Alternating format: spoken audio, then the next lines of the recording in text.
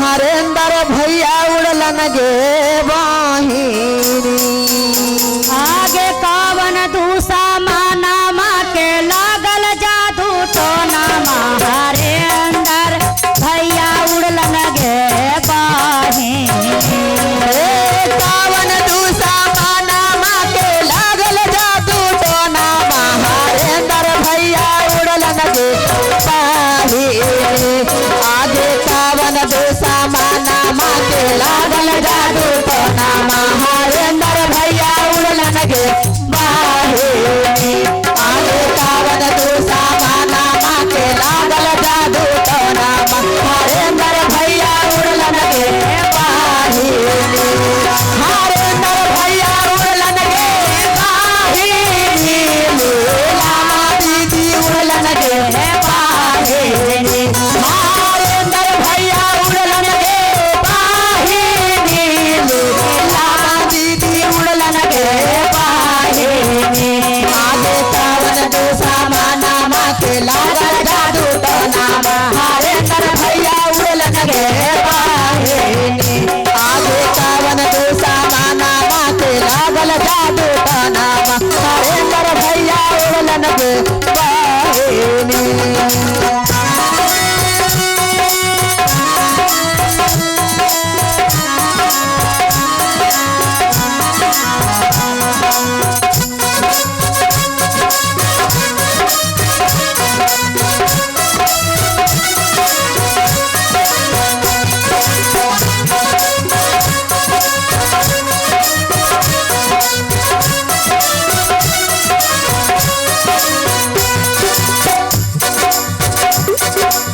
और क्या करना है?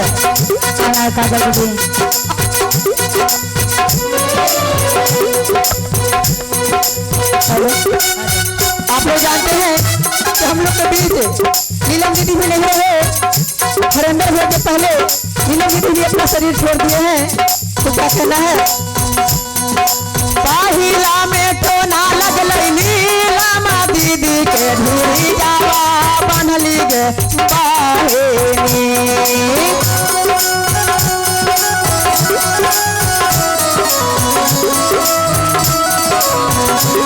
अरे पहिला में टोना लगल नीलामा दीदी के धीरी जावा बनली गे बाहिनी। आगे कावन दूसा माना माँ के लागल जादू तो नामा हरेंद्र भैया उड़लन गे बाहिनी। कावन दूसा माना माँ के लागल जादू तो नामा लीलामा दीदी उड़लन गे बाहिनी। हरेंद्र भैया उड़लन गे बाहिनी। लीलामा दीदी उड़लन गे बाहिनी। हरेंद्र भैया उड़लन गे बाहिनी। लीलामा दीदी उड़लन गे बाहिनी। आगे कावन दूसा माना माँ के लागल जादू तो नामा हरेंद्र भैया उड़लन गे बाहिनी। आगे कावन दूसा माना माँ के लागल जादू तो नामा लीलामा दीदी उड़लन गे बाहिनी।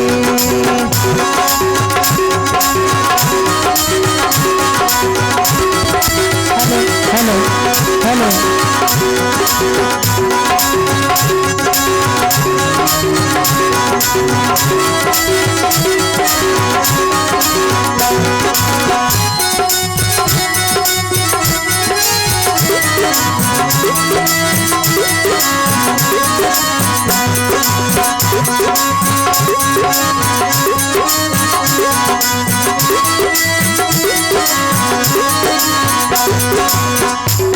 और क्या कहना है? क्या कहना है काजल दीदी?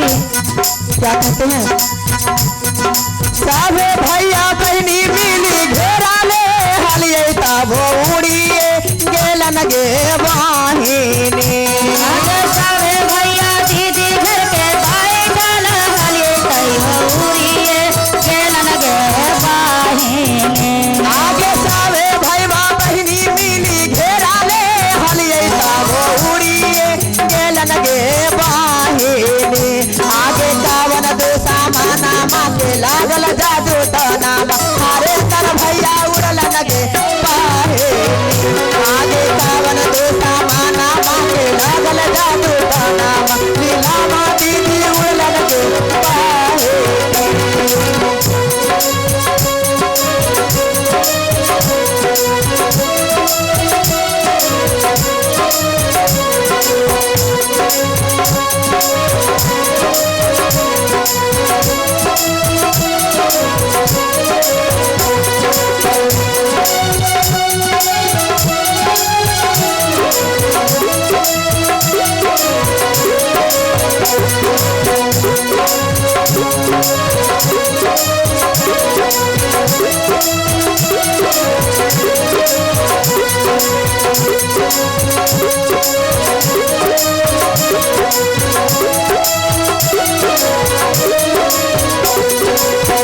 और क्या कहना है? क्या कहना है काजल दीदी? सावे भैया दीदी के चारा चाची खैलन और चारा चा फैलैलन गे बहिनी। सावे भैया दीदी के चारा चा बतैलन और चारा चा फैलैलन गे बहिनी। सावे भैया दीदी दिहालन गियनमा और चारा चा फैलैलन गे बहिनी। आगे यही सोची सोची के आवा है रे भैया करे जावा फाटेंगे बहेनी। आगे यही सोची सोची के आवा है रे भैया करे जावा फाटेंगे बहेनी। करे जावा फाटेंगे बहेनी। करे जावा फाटेंगे बहेनी। करे जावा फाटेंगे बहेनी। करे जावा फाटेंगे बहेनी। हरे कावन दूसा मनवा के लागल जादू टनाम हरे मर भैया उड़लन बहेनी। कावन दूसा मनवा के लागल जादू टनाम हरे मर भैया उड़लन बहेनी। आगे कावन दूसा मनवा के लागल जादू टनाम नीलामा दीदी उड़लन बहेनी। आगे कावन दूसा मनवा के लागल जादू टनाम नीलामा दीदी उड़लन बहेनी।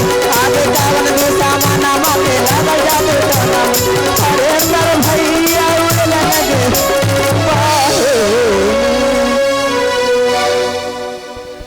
तो प्रेम से बोले हरेंद्र भैया की जय, नीलम दीदी की जय।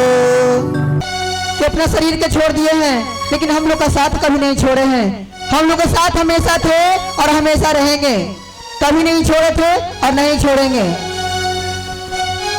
आप लोग जानते हैं कि उनके बिना हम लोग अनाथ हो गए हैं, लेकिन उनको महसूस नहीं होना चाहिए कि हम नहीं हैं। तो हमारे चर्चा को कोई आगे बढ़ा रहे हैं या नहीं बढ़ा रहे हैं, इतना चर्चा कीजिए, इतना आगे बढ़ाइए कि उनको खुशी मिले।